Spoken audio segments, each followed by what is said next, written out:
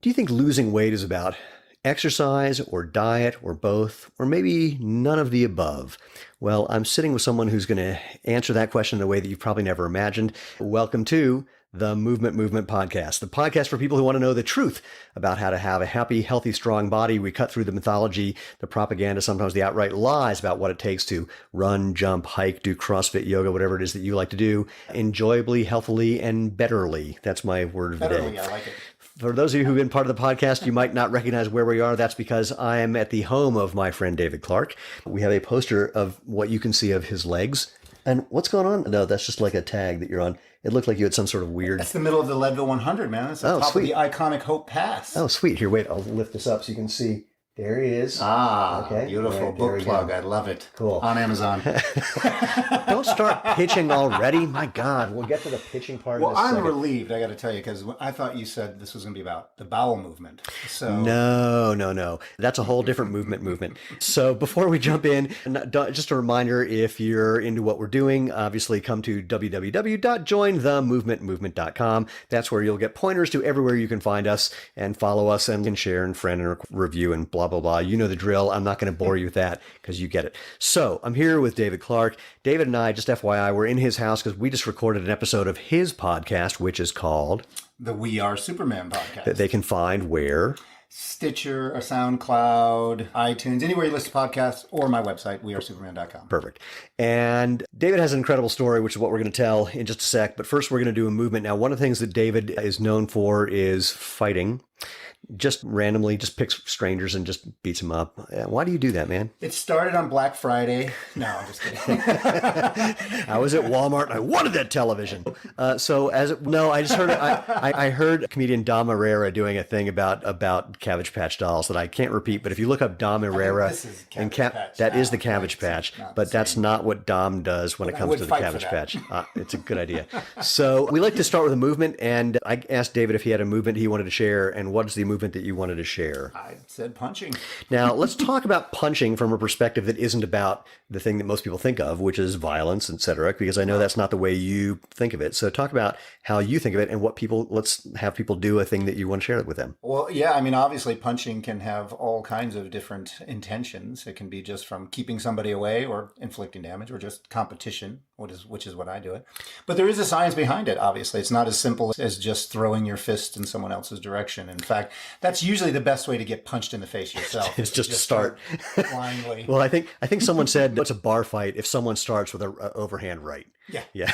And those guys, they're not going to hurt each other. No, it'll end up on the ground. It'll get messy and very homoerotic. Yeah. So why don't you do the world's fastest, punching something? And punching is actually, I think it's very interesting because it really does activate pretty much every muscle you can think of from your navel up in ways that actually are not from your feet. Well, if you're actually like fighting, starts at the feet and goes through your hips, and absolutely, that's the end result. But it is a really powerful thing just to be doing in general, which I find really interesting. So why don't you do the world's fastest little punching, something that people can do, even if they're maybe in their car, which is where a lot of these things happen. Yeah, I think the thing that you'd want to just connect without getting to the whole mechanics of a punch, which usually starts, like I said, from the feet up, is to just make sure that your body's connected to your punching. So when you start with your hands up, protecting your jaw, you're going to rotate into it. And then as this one pulls back, the other one goes forward. And actually, a little nuance, pro tip, that your fist starts out in a straight motion and actually rolls over at the point of contact. This is the hardest part of your body right here is connected here to the elbow, to the shoulder, full extension. So those punches are just coming out. It's a very satisfying... really satisfying thing for people who aren't into the quote violence part of it. It's just a really satisfying motion because it is one of those full body motions. It is all like those things. Even the people that train at the gym where I train on it, 99% of them are never going to get into a cage. They're never even going to spar, much less actually fight. But there is something very satisfying about the movement. It's a flowy movement. It feels good. We listen to hip hop or heavy metal. Wait, we have a punching bag in our office that we got because I asked people what they wanted. What's his name? No, we have an actual punching bag. And one of our employees though did say, if I know we were going to have a punching bag, you could have got me to work here for free. So he just loves there's just something satisfying about that motion and making contact. And it's not even the violent thing. There's something about just contact that I think resonates with us. I think that flows through our whole message, right? Is that it connects us to something deep within our evolution, like even running does, right? You might compete with running. You might be running away from a predator or to hunt. Right. Fighting's the same thing. It's programmed. We have to protect our families. We have to fend off our tribes. So even if you're not actually fighting, there's something that connects you? I've never been in a fight. I have gotten punched in the face once. So you were in a fight, just you didn't do well. No, I did. I did really well. I saw it happening. It was a really weird situation. I'll tell the story at another point. But I just had this weird feeling like if I just let this guy do his thing, it would all be over very quickly. And he punches me in the face. And as I'm going down, all I could think was, that was louder than I thought it was going to be. And then I got up and it was all over. It just felt like this weird karmic something. It just had to get itself resolved and we'd all be fine. But there was something you just said that reminded me, oh man, I had a funny thing that popped into my head and then it fell out. Maybe it'll come back. Anyway, let's chat about why we're here. Why we're here is that David has one of the more amazing stories that I've ever heard. I'm not going to try and tell it because I couldn't do it justice. And when you hear this, I guarantee you, I'm going to keep, by the way, moving towards the camera because I didn't bring power from my computer. Yeah, I'm going to keep doing that to make sure it stays on. It's one of these stories that if you see David now, you frankly probably won't believe it. So let's start with how would they see the before picture and then tell them what the going through and after story is. Yeah, it's a long journey. Yeah. I started, in many ways, my real life, current iteration of life started August 5th, 2005. I woke up 320 pounds. You probably went to bed 320 pounds as well. I have no idea. You went to bed. It's not like you suddenly. I had about 25 pounds of food in me. But it's not like you weighed 150, then you woke up 320. It's not like a Freaky Friday movie. That would be cool. Yeah, that would be very Freaky Friday. I woke up like I did every morning. That's what I was going for. At, like I said, 320 pounds. How tall are you? I'm 6 feet tall. Yeah, that's a lot of David. Literally half now, 160 pounds. And there's a host of other problems too that were contributing to that. I was addicted to fast food and drugs and alcohol. And I just bottomed out in every possible way, man. I lost everything I had. I had a very successful company at one time. I thought that was going to make me happy. It didn't. I had wife and kids and love in my life. Thought that would make me happy. And it didn't. So I had all of these great things that I was thankful for, but yet there was still something missing. And I said in my book out there that I finally came to this conclusion that I wasn't a 320-pound alcoholic by accident. And all of these times I was trying to find the right diet plan, the right motivational book or workout plan or something to get leverage on myself. But that moment was when I realized it was my thinking that needed to change. That I always joke that you only have to change one thing. Everything. Yeah. Everything. So when you say it was your thinking, what specifically, or can you identify some, if you had to boil that down, what was it that was the thing that was leading to all of that? Yeah, I had to stop searching for happiness with my eyes open. Because I kept thinking it was out here. It was on the lot. I could drive it off. I could buy the house. I could open up another retail store. Something was going to make me happy. My bank account was growing and my happiness was shrinking. And I realized that wasn't by mistake. It's funny. It's not an uncommon story that people have what seems like great outward success, and then suddenly it hits them. It's like, oh, this is not what I thought it was going to be. Why do you think you were struck with that realization, or why didn't you recognize it along the way? Because that really is the problem. Like, it's success. There's nothing wrong with success. There's nothing wrong with having nice houses and cars and all these things. But the problem was that I placed my value on that. I grew up in some tough circumstances, hard times filling my family. I spent a lot of years homeless, living in the back of my father's truck, disenfranchised, disconnected from reality. And I always thought someday I was gonna do this thing. And I went to college. I had to get a GED, go to college, did well in college, selling mattresses part-time. I got it. I know what I'm going to do. I'm going to buy this company that's failing and I'm going to turn it around. But all of these things were like, if I had a house, if I had a car, like those were going to make me feel complete. And that's the danger. Right. It's not having the houses and the cars. It's thinking that was going to be the solution. And it wasn't. I used to stay awake late at night and wonder towards the end, what is the secret of life that all these people seem to know that I don't know? Because maybe it's not the secret of life, but it's definitely the secret to not drinking yourself to death. But see, that's the thing that's so funny, is that if you ask any of those people who you thought had the secret of life, if they thought they did, none of them would say they did. Yeah. And many of them would say the same thing. It's not working for me. I thought it would make me happy. I like to say that success is 4 times worse than failure, because if you get there and you're not happy, you're not happy. If you expected to be happy, then your hopes were dashed. There's nowhere to go but down, and no one likes to hear a successful person whine.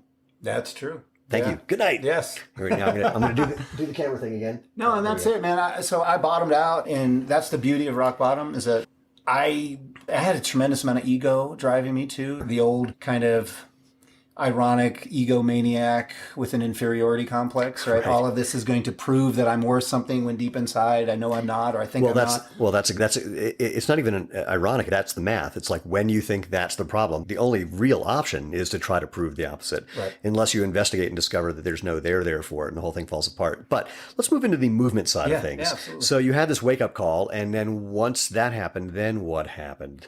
So I needed something to connect me to something deeper than all of this external stuff, right? I wondered, who's the David Clark that's not a business owner, he's not a father even, he's not a son, he's just a raw human being. And I figured that I might have a good chance at finding a little bit of that if I did something with my body, physical, and something that had a big emotional attachment to it, something where the stakes were high, the emotional stakes were high. Right. And so for me, I have no idea why, but it popped in my mind to run a marathon. Which is such a common thing for someone who weighs 320 pounds to think. I didn't even know how far a marathon was. I had no idea. In fact, it's funny. I thought when I researched it and found out it was 26.2 miles, I figured no one else knew this information. This is surely lost to the ages. That's how they get you. So I got like little silicone bracelets made up that said 26.2. And I'm like, no one will know what this is. This will be my own little thing. Love it. Obviously, I had some tenuous relationship with reality. Yeah. But and this was like before the days of Biggest Loser and stuff where, now you see that a little bit, like people, but I didn't know. I assumed,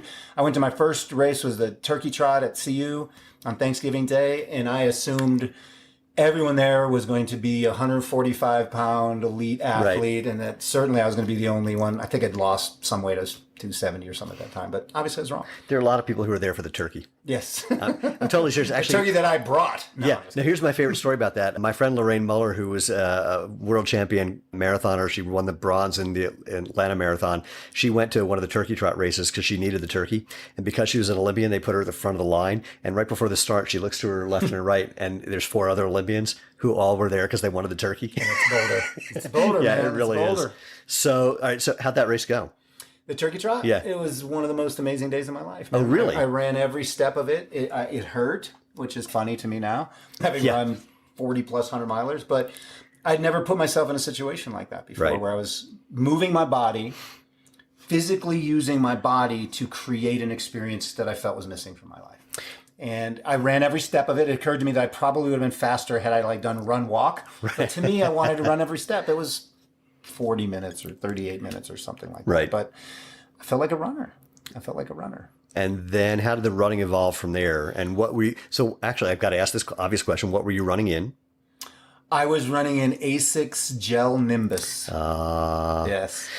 Big, thick, padded motion control thing. Yep. So I'm going to cut to the end of the story-ish and say that this is not where David ended. So what was the evolution, and how did your running evolve, and what happened to your body as you were doing this? And jump into that part if you would. So I had to obviously address the way I was eating too. So in that process, I started eating whole foods, and eventually that led me to being a plant-based guy.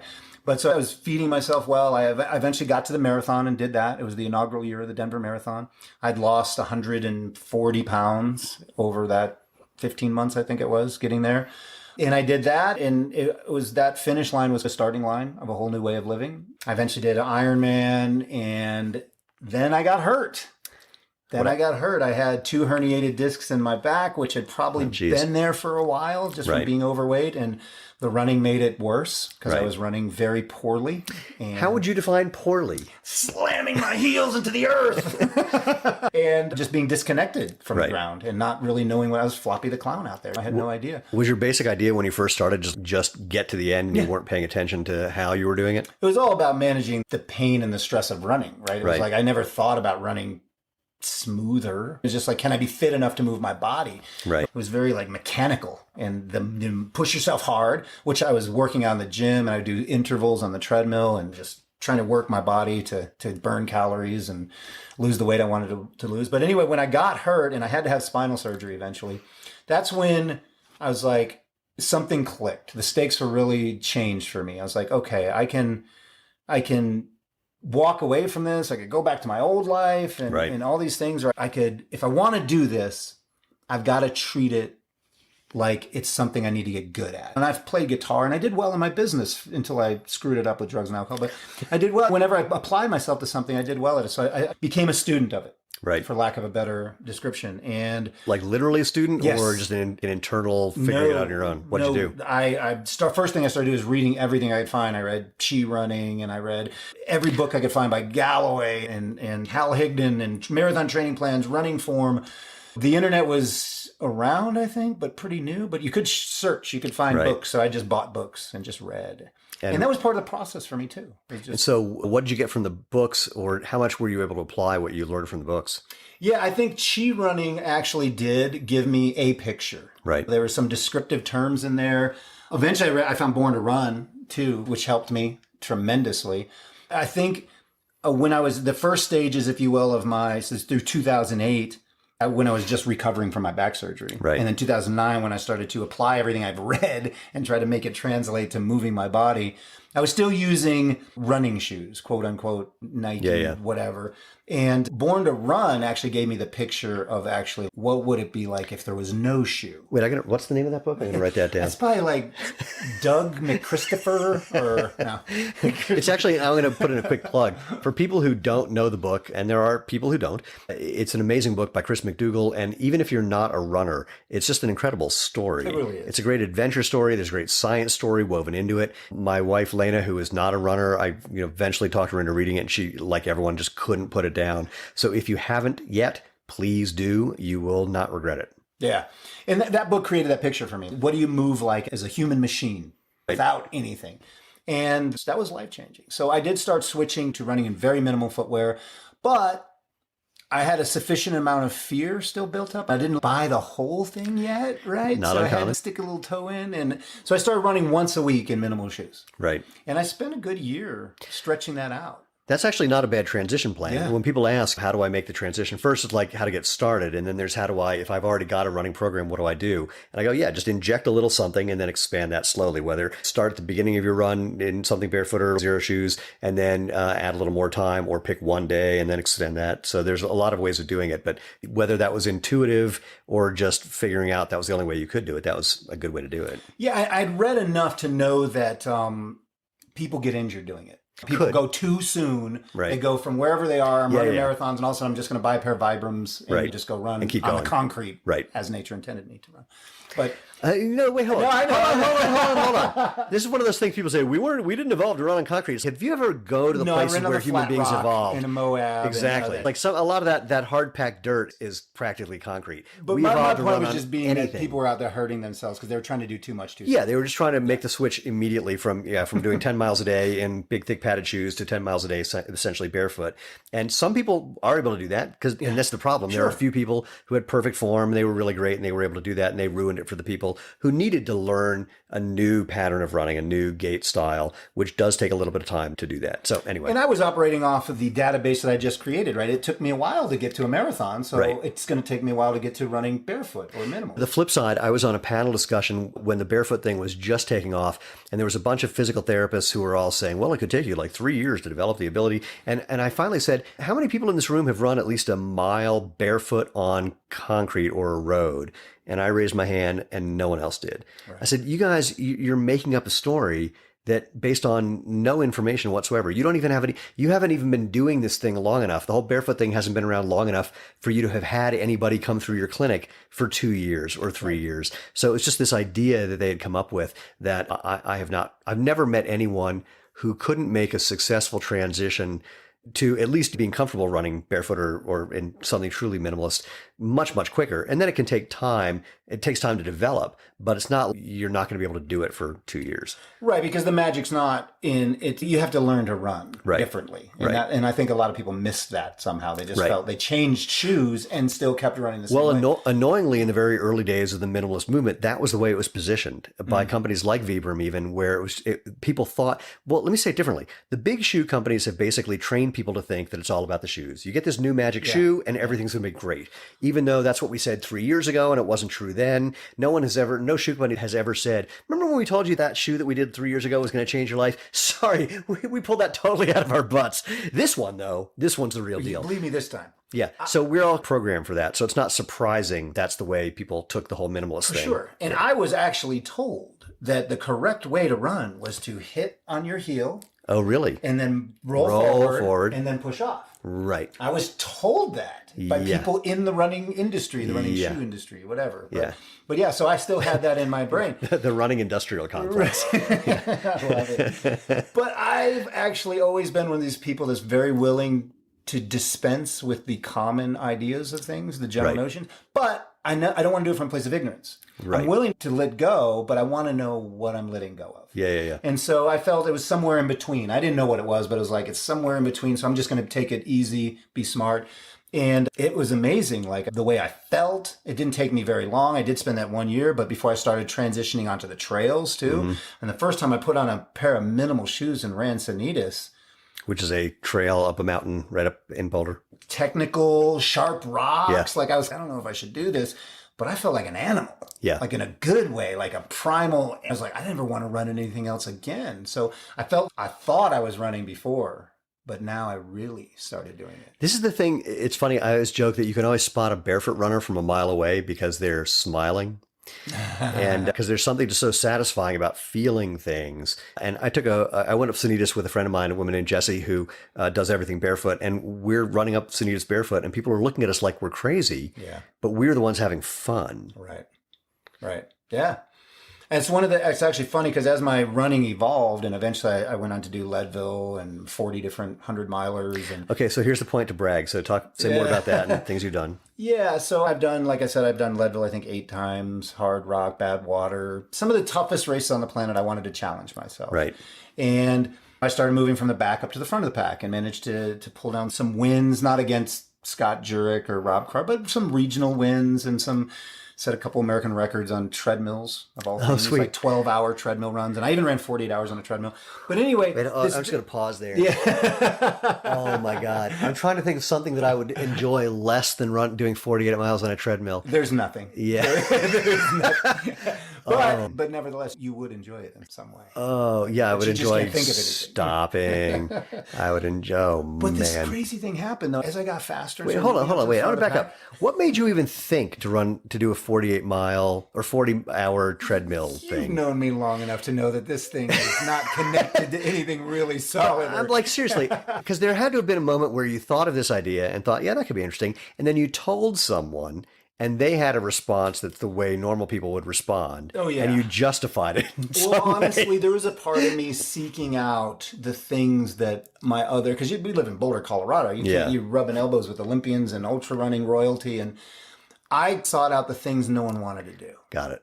You know what? People didn't want to do Badwater, so they would go, Badwater? It's on the roads. It's 130 degrees. You know, why would? So yeah, okay, I'll do that. Like people are like, I can't run on the treadmill, but I lost all the weight running on a treadmill. Right. You know, so like the treadmill's there. I'm like, oh, you don't want to run on the treadmill? I'm going to do it for 24 hours. And then so in 2015, my 10th year of sobriety, I wanted to do 10 epic events to celebrate that year. And at the very end, I didn't have a 10th event. And I didn't know what to do. I'd run the Boston Marathon 4 times in one day. I'd done Badwater. I ran 343 laps around a high school track here. And so I had no idea what to do. And I was like sitting out there on the couch and literally I thought, I could run 48 hours on a treadmill. Oh, shit.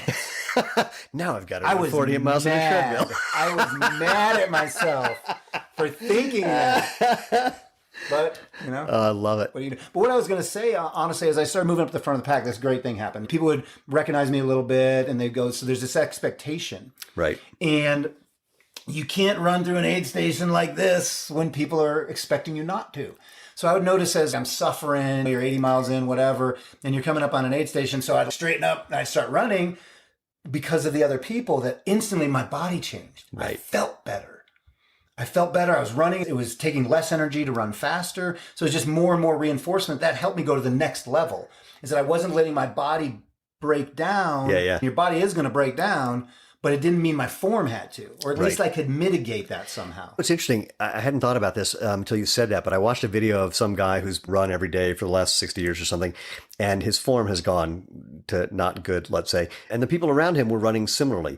And when you do look at people running ultra marathons, a lot of them, it looks like, they couldn't be having less of a good time. And I can imagine there is this like unconscious thing where you get the idea that's the way it's supposed to be. Yes, you just accept it for no reason. Right. And then to question that, I imagine, is a revelatory phenomenon. The best compliment I ever got, I ran across the country in 2016 with 5 friends who are all ultra runners. We did this together for mental health awareness, which is ironic. But and I was running with all these very accomplished athletes and runners, ultra runners. And I don't think there was a single person who didn't mention, you don't run like an ultra runner. Yep. And I was like, that is the best compliment I've ever got. Very interesting. Yeah. Yeah, it is a fascinating thing. Another thing that I've seen people do is when they get into barefoot, I'm going to do the camera thing again. They get into barefoot or minimalist, and they have the idea. One idea they get is I'm supposed to land on my forefoot. And so what they do is they still reach out as if they're in shoes, so they're going to overstride, but then point their toes. Yep. So they land on their forefoot way in front of their body. But they also have the idea that it's supposed to be less stress, so they bend their knees a little more. So then they end up running like Groucho Marx, walking fast. Yeah. And they're able to do this. It works in that they're able to continue moving, but it's not running. And the first time I saw someone do that, I went, how did you think to do that? They go, well, you're supposed to land on your forefoot. I went, yeah, but not like that. Right. I don't know what that is. Irene Davis saw this in her lab. She set up a force plate on a treadmill and said, try and keep the force under this line. She had basically a monitor. Keep the force under this line. And she found that quite a few people would do the kind of Groucho Marx thing to try and catch the ground rather than actually use your springs the way they're supposed to be used and apply less force by absorbing that with the muscles, ligaments, and tendons that are designed for that, not by doing things like this with your body. Right. Yeah. Yeah. Interesting. It's like tension before a punch. Oh, yeah. Oh, that's a really interesting point. You got to roll with a punch. You don't want to get tense in advance. You don't want to, on the one hand, you have to be aware of it, but you also don't want to anticipate and take more than is actually being thrown at you. Yeah. Yeah. Which you see all the time. Yes. So it's like you're ready to go when it wasn't even that hard of a punch. Yeah. Yeah, I've seen that in fights. Yeah. Interesting. And interestingly, when I made the switch, I took a step back from ultra running a couple years ago and started doing some boxing and MMA. And I would do everything in the boxing gym, in the floor, and in the ring barefoot. Well, I was just going to say, talk about that connection. Yeah. And it is about connection between running and fighting, let's say, in this case, and just the whole phenomenon of using your feet. Well, so it became, I'm really very fortunate that I've got to meet some really cool people. And my first fighting MMA lesson was with a world champion, UFC, 5-time UFC champion, Pat Miletich. I'll give him a shout out. And they're just drilling it to me over and over again, how punching and striking starts in the feet. Mm-hmm. And it's just screwing your feet into the ground. You don't come up, you come down. And so as I'm hearing footwork, I think, oh, I want my foot to be doing the work. Right. You know what I mean? These boxing shoes they have where you tie all the way up to the knee. Yeah. I don't want to look like a sexy schoolgirl, you know? Like I kind of do, but not in the boxing ring. That's like a bad idea. Hold on, just to be clear. If you want to do sexy schoolgirl, you got to really rethink the facial hair. Yeah, well, I don't know. I'm not saying get rid of it. I'm just saying it's a different kind of sexy schoolgirl. But yeah, it's a good point. Good advice. Sage advice.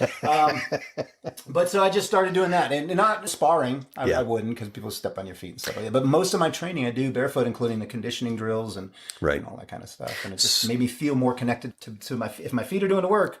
And so did that affect the way you were running as well? Were you doing any running? No, I was still running what I call recreational, right? 40, 50 miles a week. I met Dean Karnassus, and I know Dean very well. Dean's famous for doing 50 marathons in 50 days, and he's famous most importantly actually for ordering a pizza while he was running and having them deliver it to him while he was running, rolling it up like a burrito and eating it. Yeah. And when I met Dean, I said, "I'm the anti-Dean Karnassus." He's, what do you mean? Actually, it was fun. I went to introduce myself. He goes, "Oh, I know who you are." So that was very sweet. But then I said, "I'm the anti-Dean Karnassus." He goes, "Why?" I said, "Well, when I say I'm going to go for a fun run, I'm going to go do like 50-meter repeats. Right. And when you say I'm going to go for a fun run, it's like, I wonder where I'll be in 3 days. I'm going to do 50 state repeats." Yeah. It's like a whole different world. Yeah, absolutely. No, he's a good dude. He's a very interesting cat. And he introduced the world to ultra running in a real way. Yeah. In a real way, I think. Yeah, he's a very interesting cat. Cool. So if you were going to give someone, there are a lot of people, actually, I get a lot of emails from people who say, well, can I run barefoot or minimalist, or can I run in zero shoes because I weigh fill in the blank? And usually their number is way less than where you started out. Yeah. What would you say to them? Yeah, I would say to trust your body. We have a lot of fear isn't always correct. And in fact, most of the time it's not. is most of the time, I think we mistake fear and common sense, right? I'm not afraid to run out into traffic at rush hour, right? That's just common sense. Right. But I'm afraid to trust my body. I'm afraid to move. I'm afraid to do these things that I might get injured. But this machine is so powerful and so capable. Just trust it a little bit. So you evolved over all of this time, millions of years, hundreds of thousands of years, whatever you want to call it. So trust that. It's going to work for you. Doesn't mean you have to like go crazy and try to do, whether you're running in shoes or not, you don't want to try to do too much too soon. So trust your body, keep it small. You can do it. You've been moving. Okay. So I'll back up for 1 second. People used to say to me, or people say to me now, aren't you worried about hurting your knees? All that running you're doing, aren't you going to hurt your knees? I'm like, when my knees were in the biggest jeopardy is when I was 320 pounds standing in line for my third Big Mac. That was a lot of stress on my knees. So if you're carrying around extra weight, your body's kind of grown strong to carry that weight around. It's funny you say that. I have a friend who lost a lot of weight, and one of the things she said is, I miss being strong. Interesting. Because, she had a lot of fat mass, but she also had more muscle mass. Yeah. And she just says, I miss being strong. But you can keep that muscle that's activating and moving you around, and you start activating using your running muscles and other things, and it'll do you well. I think running is like anything else. It's like the piano. It's like tennis, golf, whatever. The better you get at it, the more you're going to enjoy it. Right. So learn to do it right.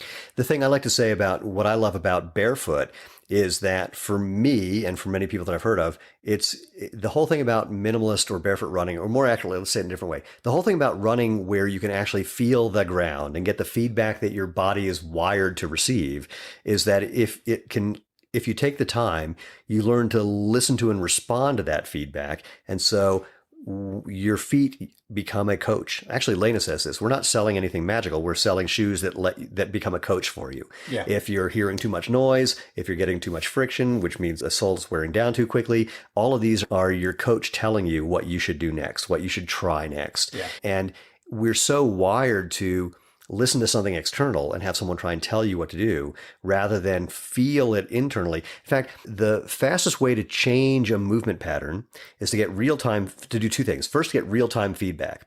So you're either watching in a mirror, so you can do this in a treadmill, watch a mirror. If your knees are caving in, try and just point them out. Put a mirror in front of your treadmill, move your knees so they're out.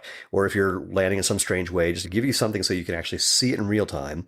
And then after you get used to doing that, then just get rid of some of the feedback. So put a curtain in front of the mirror for a few minutes, and then just extend the amount of time that you have no feedback from the external situation so that you're starting to feel what was going on internally. Absolutely. So you just switch the external does this while the internal does this. Yeah. And that's the simple key to doing it, because it's all about getting that information and knowing what to do with it. It's like we joked about. You can work with your coaches all the time, and they'll tell you to keep your hands up, move your head. You go sparring one time, start getting punched in the face, that problem is going to take care of itself. One way or the other. Yeah, exactly. You're going to get knocked out. Right. Or you're going to remember to keep your hands up. You mean, up. I thought you meant up. But I think it's, right. Oh, yeah.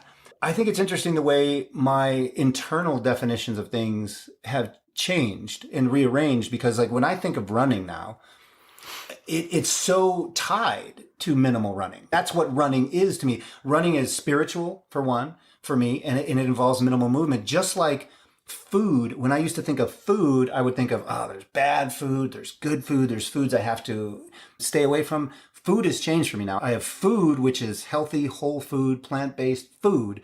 And then I have junk and crap that I either don't eat or it has a different category. Right. You know, I won't eat it or I won't think of it as food. And when I talk to weight loss groups, I actually say that. I say there's no such thing as food addiction. You just have a too broad definition of food.